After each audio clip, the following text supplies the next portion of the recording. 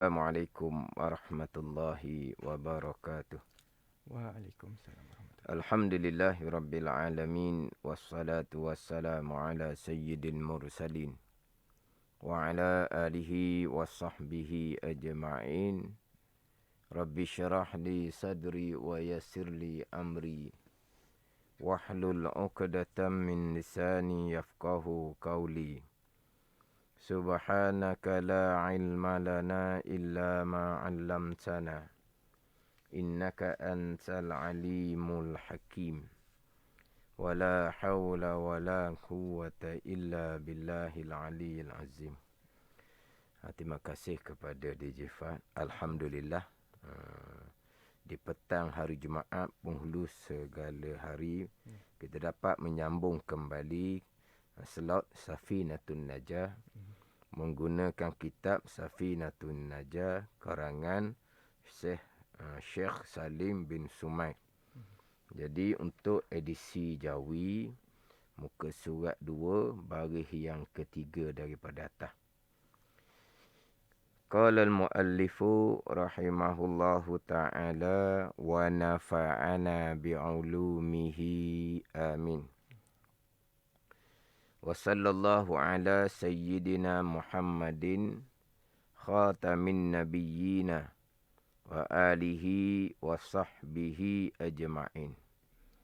Selepas daripada didatangkan bismillah, disusuli dengan alhamdulillah, kemudian disusuli dengan selawat doa kerahmatan ke atas junjungan besar Nabi Muhammad sallallahu alaihi wasallam dan juga ke atas keluarga Nabi sallallahu alaihi wasallam dan ke atas sekalian sahabat Nabi sallallahu alaihi wasallam. Jadi untuk minggu ini kita akan masuk kepada wa alihi wa sahbihi ajma'in. Dan mudah-mudahan memberi rahmat oleh Allah Subhanahu wa taala atas segala keluarganya, keluarga Nabi sallallahu alaihi wasallam dan sekalian sahabatnya, sahabat Nabi sallallahu alaihi wasallam. Jadi kita diperintah oleh Nabi sallallahu alaihi wasallam selawat ke atas Nabi dan juga selawat ke atas keluarga Nabi sallallahu alaihi wasallam sebagaimana perintah Nabi, Allahumma qulu Allahumma salli ala Muhammad wa ali Muhammad. Nabi memerintah, kata oleh kamu, Allahumma salli ala Muhammad, ya Allah berilah rahmat atas Nabi Muhammad sallallahu alaihi wasallam, wa ali Muhammad, dan ya Allah berilah rahmat olehmu atas keluarga Nabi Muhammad sallallahu alaihi wasallam. Jadi kita bukan hanya diperintah doakan kerahmatan ke atas Nabi sallallahu alaihi wasallam, bahkan kita juga diperintahkan untuk doa kerahmatan ke atas keluarga Nabi sallallahu alaihi wasallam. Sebagaimana kita dalam sembahyang selawat ke atas Nabi sallallahu alaihi wasallam selepas daripada membaca tasyahud akhir adalah rukun qauli, rukun bacaan. Kemudian selawat di atas keluarga Nabi sallallahu alaihi wasallam wa ala ali sayyidina Muhammad adalah sunat abad, bukan sunat hai'ah. Sunat hai'ahnya kama sallaita ala sayyidina Ibrahim wa ala ali sayyidina Ibrahim sampai ke Hamidum Majid. Selawat Ibrahimiyah tu waktu sunat hai'ah. Allahumma salli ala Muhammad rukun, wa ala ali sayyidina Muhammad sunat abad.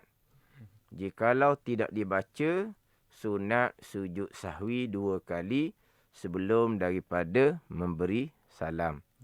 Bahkan dalam mazhab Hambali, bukan hanya selawat ke atas Nabi sahaja wajib, bahkan selawat ke atas keluarga Nabi sallallahu alaihi wasallam hukum wajib juga. Kita selepas tasyahud akhir Sebagaimana yang kita maklum, Allahumma salli ala Sayyidina Muhammad. Hak tu rukun. Hak tu wajib lah. Wa ala ali Sayyidina Muhammad. Sunat abad. Selepas daripada membaca tasyahud akhir. Tapi dalam mazhab Hambali, dua-dua wajib. Selawat atas Nabi pun wajib. Selawat atas keluarga Nabi pun wajib. Mana apa ni besar juga. Besar selawat atas keluarga Nabi SAW. Tapi maklumlah dalam mazhab Syafi'i kita, selawat atas Nabi selawat atas keluarga Nabi SAW. Selepas dia tasyahud akhir itu sunat abad. Sunat abad. Bukan sunat hai'ah. Besarlah juganya. Selawat atas keluarga Nabi SAW. Kemudian kita nak pergi kepada pembicaraan keluarga Nabi SAW. Siapa keluarga Nabi SAW? Didoakan kerahmatan ke atas Nabi SAW. Kemudian didoakan kerahmatan ke atas keluarga Nabi SAW oleh sekalian orang yang sembahyang. Kemudian doa pula, doa di dalam sembahyang pula. Doa oleh sekalian orang Islam di dalam sembahyang. Doa ke atas keluarga Nabi SAW. Kemudian doa tu pula di dalam sembahyang. Siapakah keluarga Nabi yang didoakan kerahmatan ke atasnya? Dia keluarga Nabi SAW pergi kepada Bani Hashim dan Bani Muttalib. Adalah pada persoalan zakat. Yang mana zakat tidak boleh diberi kepada keluarga Nabi SAW. Siapa keluarga Nabi? Bani Hashim dan Bani Muttalib.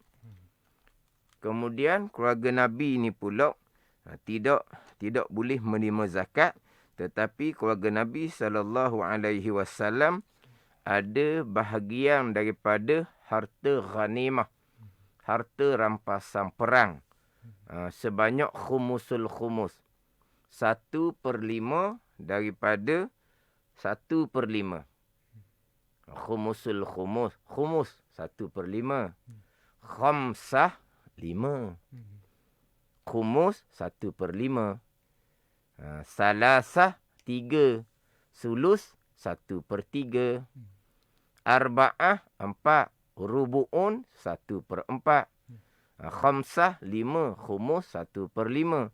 Sekarang khumusul khumus, 1/5 daripada 1/5 daripada keseluruhan harta rampasan perang akan diberi kepada keluarga Nabi SAW, Bani Hashim dan Bani Muttalib. Sidang pendengar boleh kira tak? 1/5 daripada 1/5 tu.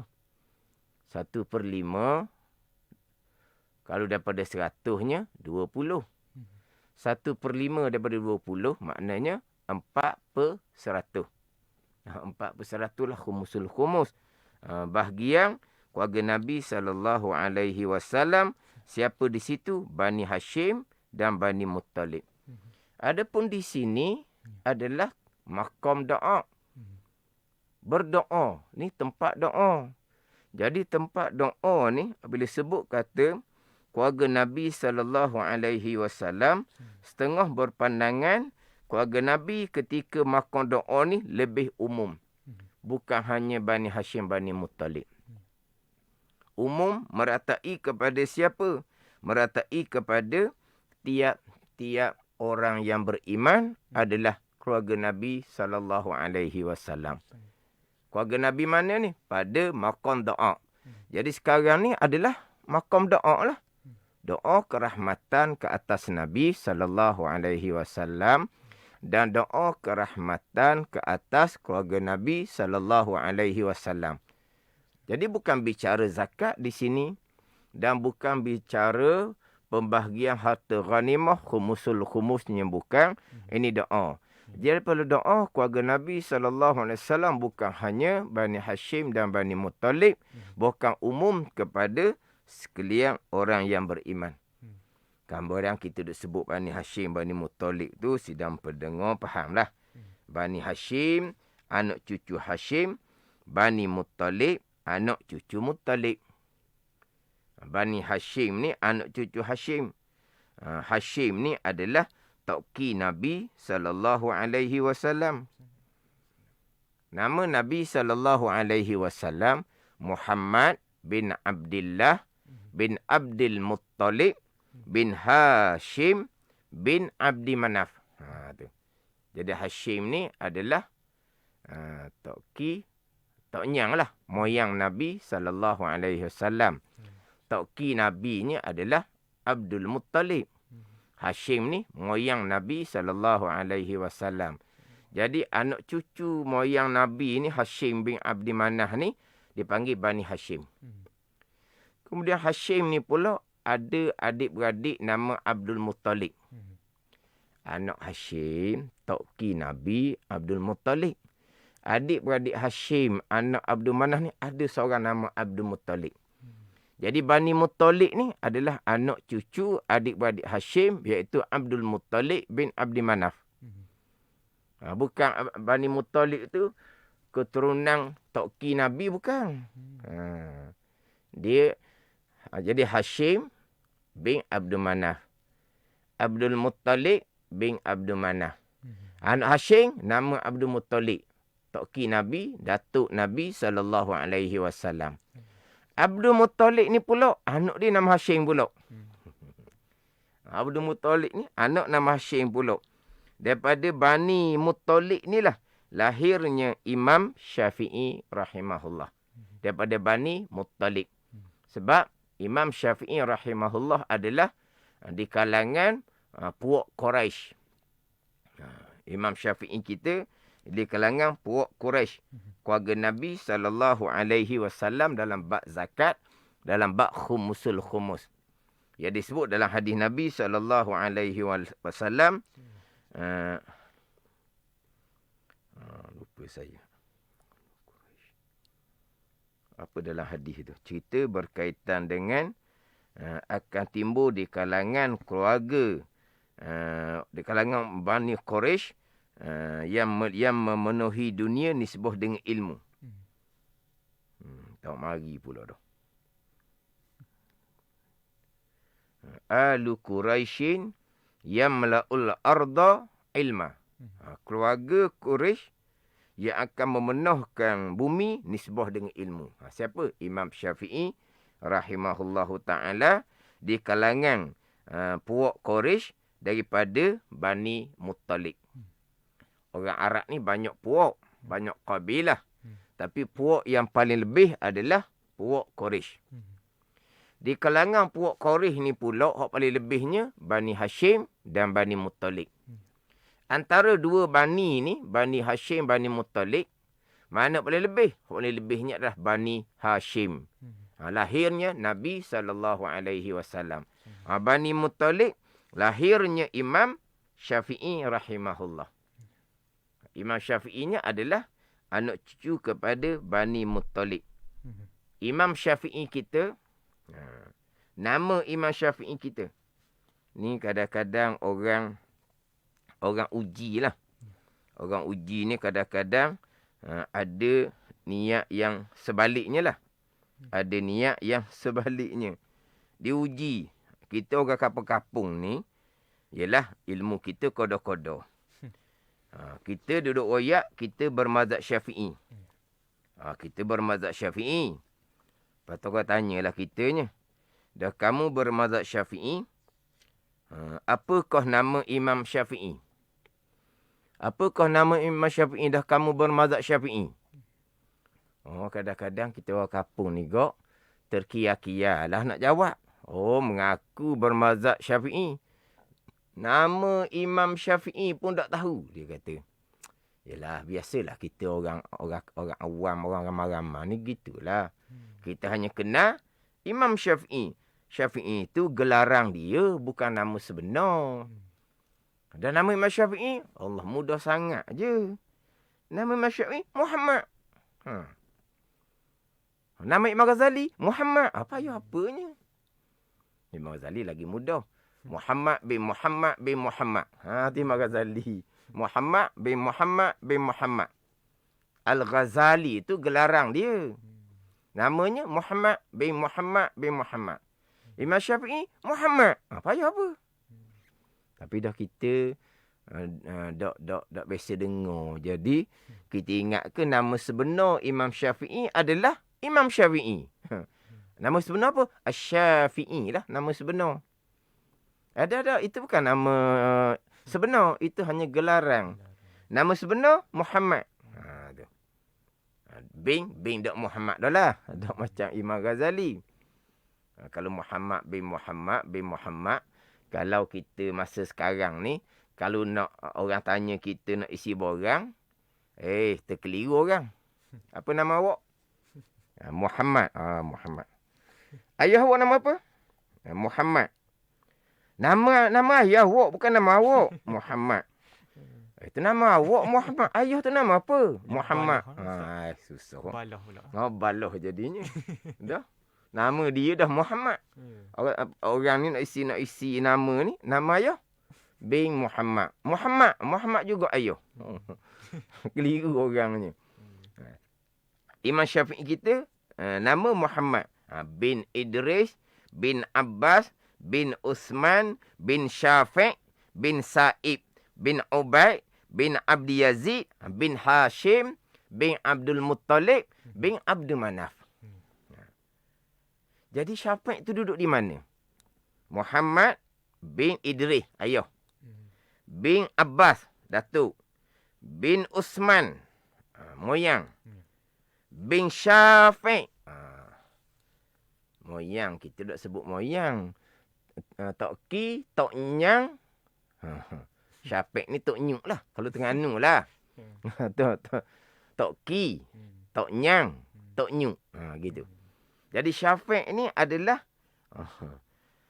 Muhammad bin Idris bin Abbas bin Uthman bin Syafi'. Jadi Syafi' ni, jadi Muhammad bin Idris ni membangsakan pada Syafi' ni kenapa? Sebab Syafi' kata Tok Nyuk tu kepada Muhammad bin Idris tadi. Dan ayahnya Sa'ib adalah sahabat Nabi SAW yang masuk Islam pada hari peperangan Badar. Jadi Syafi' ni sahabat Nabi. Jadi Muhammad bin Idris membangsakan kepada Syafi' Asy-Syafi'iyyu. Dia gitu. Jadi nama sebenar Muhammad bin Idris. Muhammad tu ingatlah. Nama Imam Syafi'i Muhammad. Nama Imam Ghazali Muhammad. Kena ingat tu. Kalau bin Idris dah ingat tak apalah. Jadi Imam Syafi'i kita adalah di kalangan Bani Muttalib. Tapi waktu bukan bicara di maqam doa. Itu bicara keluarga Nabi, Bani Hashim, Bani Muttalib. Dalam bab zakat. Dalam bab pembahagian harta ghanimah, khumusul khumus. Kita bicara di sini adalah ketika maqam doa. Siapakah keluarga Nabi ketika maqam doa? Adalah tiap-tiap orang yang beriman. Kullu mu'minin walau asian dalam kitab. Tiap-tiap orang beriman walaupun derhaka sekalipun orang beriman tadi. Kenapa? Dan kita sebut li'annahu ahwaju ila doa. Kerana orang mukmin yang derhaka ni lah yang lagi-lagilah berhajat kepada doa. Doa mana ni? Doa daripada sekalian orang Islam. Ketika doa wa ala ali sayyidina Muhammad. Siapa tu? Tiap-tiap orang beriman, termasuk orang beriman yang derhaka masuk dalam ali Muhammad ketika didoakan kerahmatan. Bukan hanya kepada Bani Hashim dan Bani Muttalib sahaja.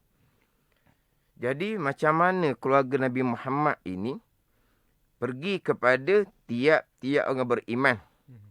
Kerana berdasarkan kepada hadis dhaif dan dijazamkan dengan hadis tadi oleh Imam Nawawi dalam Syarah Muslim. Mana alu Muhammadin kullu taqiyin. Ini hadis yang dhaif lah. Alu Muhammadin kullu taqiyin. Keluarga Muhammad ialah tiap-tiap orang yang bertakwa. Alu Muhammadin kullu taqiyin. Keluarga Muhammad ialah tiap-tiap orang yang bertakwa. Dah tadi kata orang yang beriman, keluarga Nabi, ketika kita doakan kerahmatan, walaupun orang yang beriman tadi itu orang yang derhaka. Tiba-tiba dalam hadis daif ni, keluarga Muhammad ialah tiap-tiap orang yang bertakwa. Jadi orang bertakwa ni bukan orang yang maksiat. Orang yang mengerjakan segala suruhan dan meninggalkan segala larangan. Yang biasa disebut oleh khatib ketika ketika pesan takwa itulah. Ada khutbah tu kan. Ittaqullah. Bertakwalah kamu dengan bahawa kamu mengerjakan sekalian suruhan dan kamu meninggalkan sekalian larangan. Jadi di situ bukan orang yang derhaka, bukan ahli maksiat. Tadi disebut tiap-tiap orang beriman, sekalipun orang yang asi derhaka sekalipun. Orang derhaka tak panggil orang bertakwa. Alu Muhammadin kullu taqiyin. Bermula keluarga Nabi Muhammad sallallahu alaihi wasallam ialah tiap-tiap orang yang bertakwa. Ialah tiap-tiap orang yang bertakwa. Jadi di sini kita kena faham jugalah. Dipanggil martabat takwa. Martabat ni apa? Peringkat. Takwa yang biasa disebut hari Jumaat dan takwa yang kita biasa dengar lah. Takwa ni mengerjakan suruhan, meninggalkan larangan, makna bukan orang yang maksiat.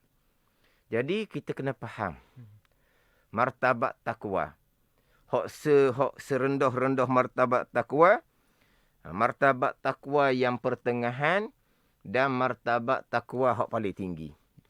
Jadi hak biasa Tok Khatib sebut takwa tu mengerjakan segala suruhan, meninggalkan segala larangan, itu takwa yang pertengahan.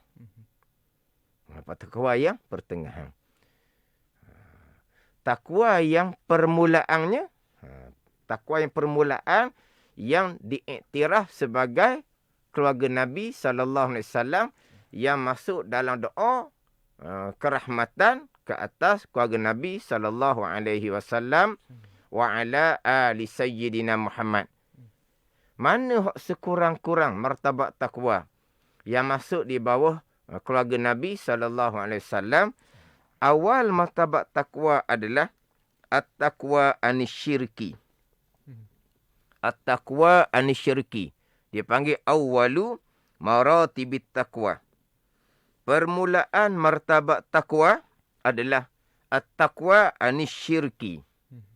Mana apa? Orang yang terpelihara daripada menyekutukan Allah dengan bahawa orang ni adalah orang yang mentauhidkan Allah Subhanahu wa taala, orang yang beriman dengan Allah Subhanahu wa taala, dikira orang yang bertakwa dah. Dia terpelihara daripada menyekutukan Allah. Orang yang bertakwa dah tu. Tapi takwa yang peringkat permulaan. Tapi termasuk dalam alu Muhammadin kullu taqiyin. Mana? Taqiyin daripada kesyirikan kepada Allah.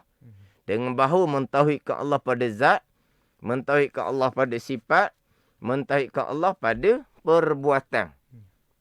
Jadi, orang yang mentauhidkan Allah pada zat, sifat, perbuatan ni adalah permulaan martabat takwa.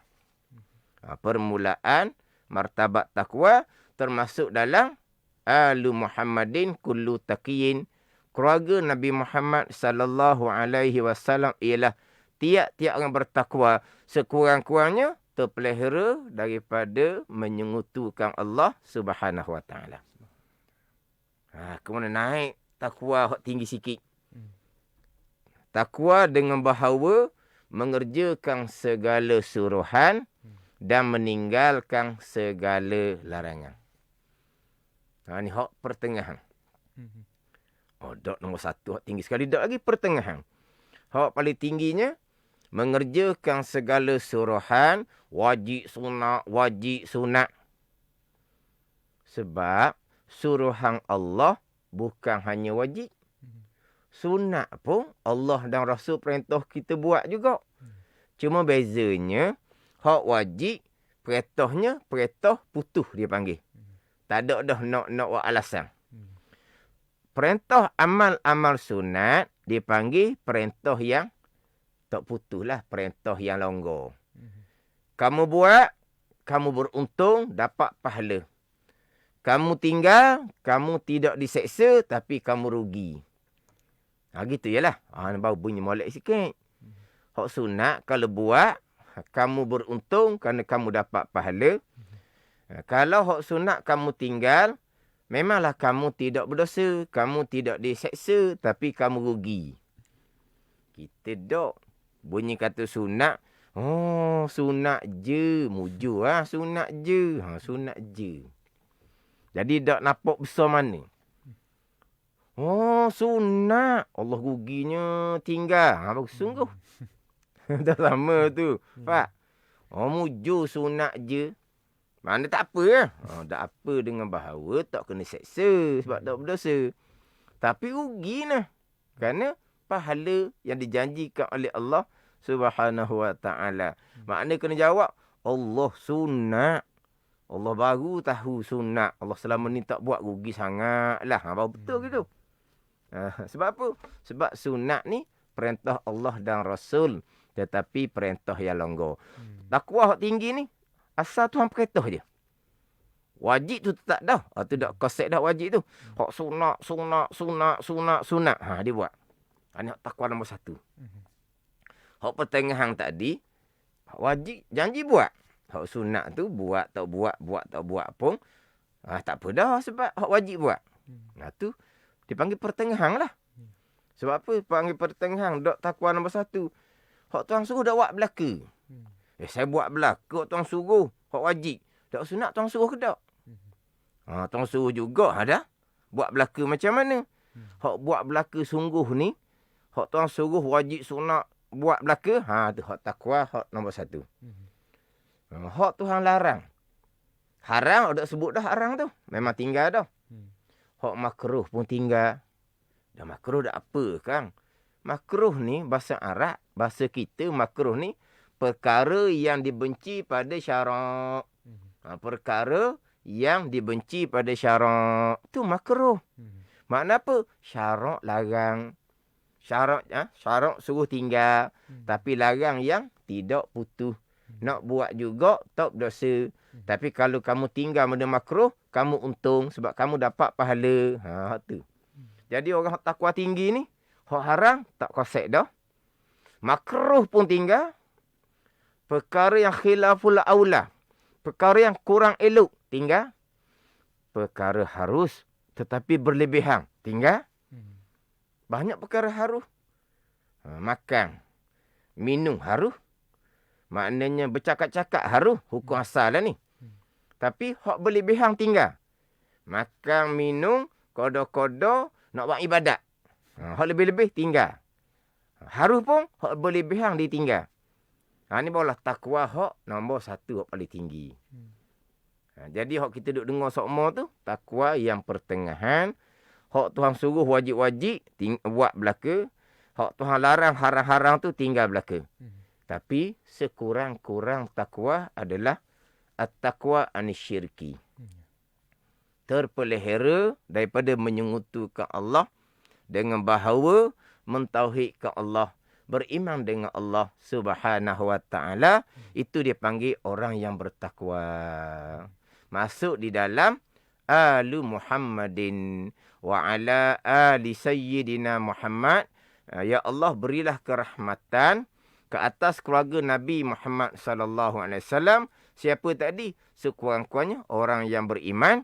Walau asian dalam kitab, walaupun dahaka sekalipun orang yang beriman tadi, Bahkan mereka lah yang lebih berhajah kepada doa kerahmatan.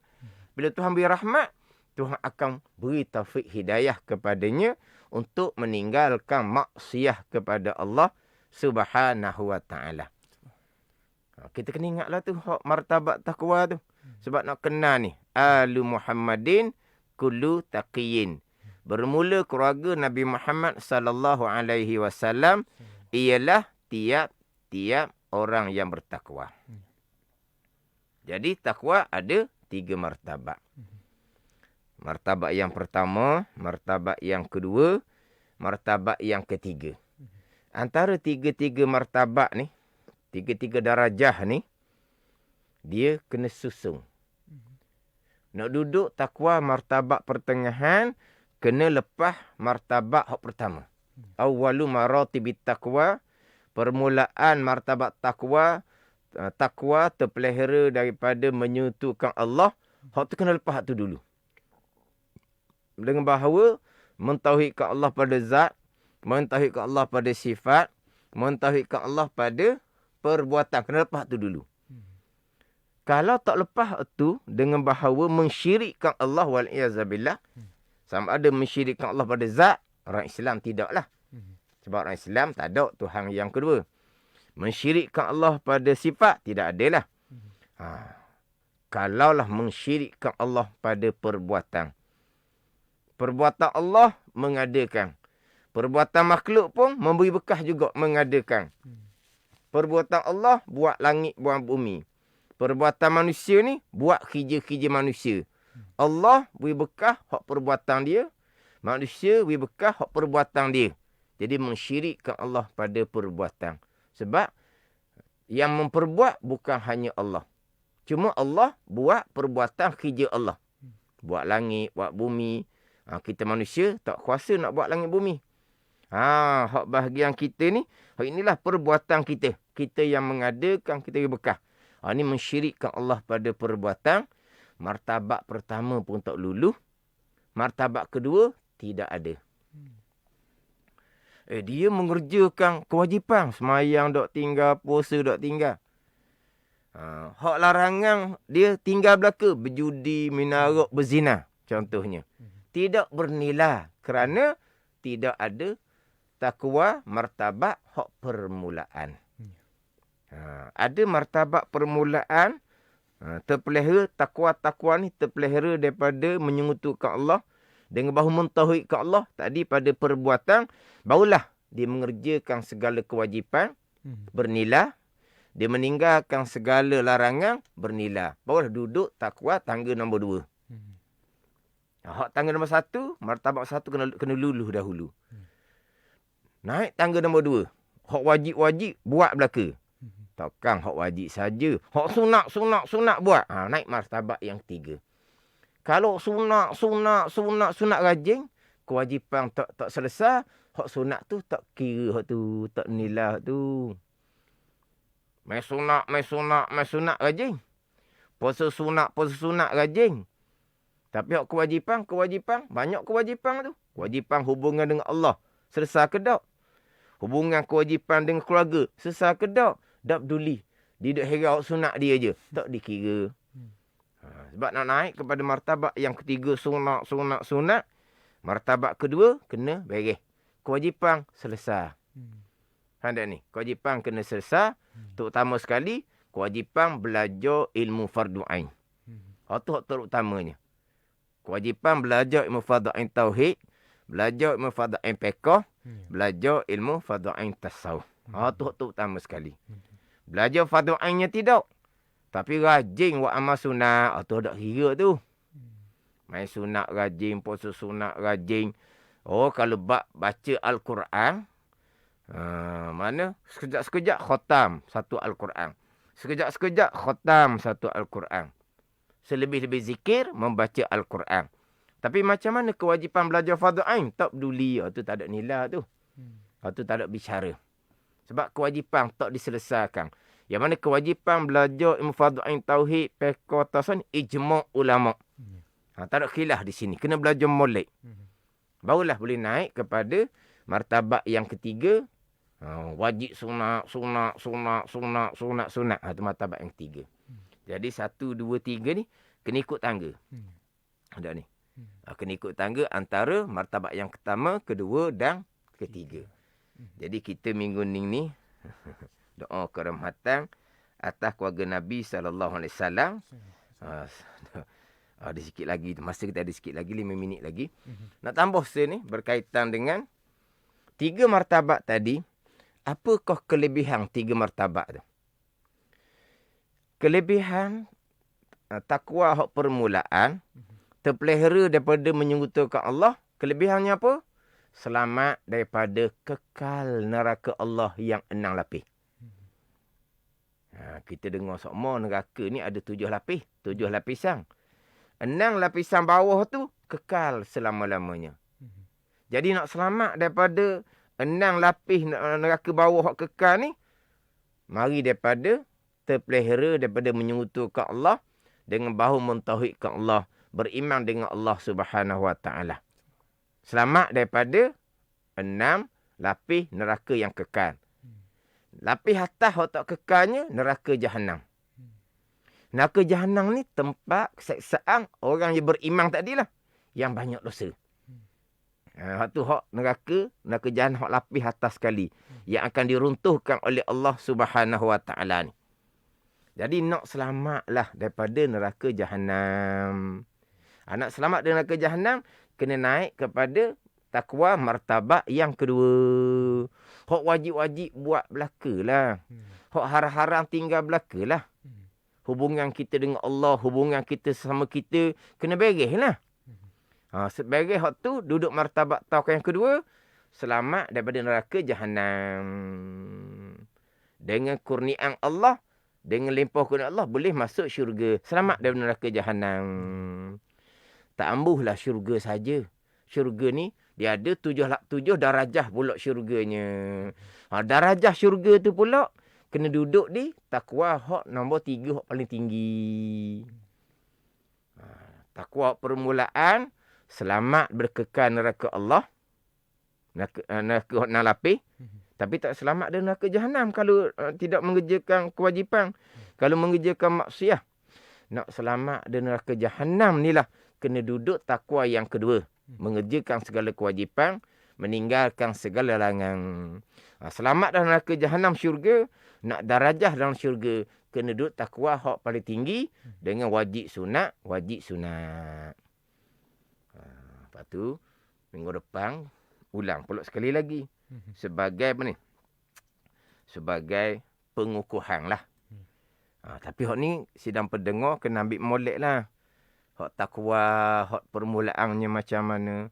Hak pertengah, hak tu khotib dia sebut semua tu macam mana. Hak paling tingginya macam mana. Jadi kadang-kadang, hak bicara-bicara yang, bicara asah je ni. Tapi kadang-kadang, kurang dititik beratkan, mana kena ulang lah. Ulang, bila ulang, InsyaAllah jadi lebih kemas sikit. Iza takarrara, berulang-ulang maka bertambah kejap. Walaupun sebenarnya sidang pendengar boleh mengulangi balik dengan mengulangi tengok dalam FB Hak Manis FM ada dalam FB dia. Boleh ulang dengar balik. Sebab sekarang ni jarang orang yang tak ada FB. Mana kalau dengar pertama kali kurang boleh ambil, dengar pula berulang-ulang kali.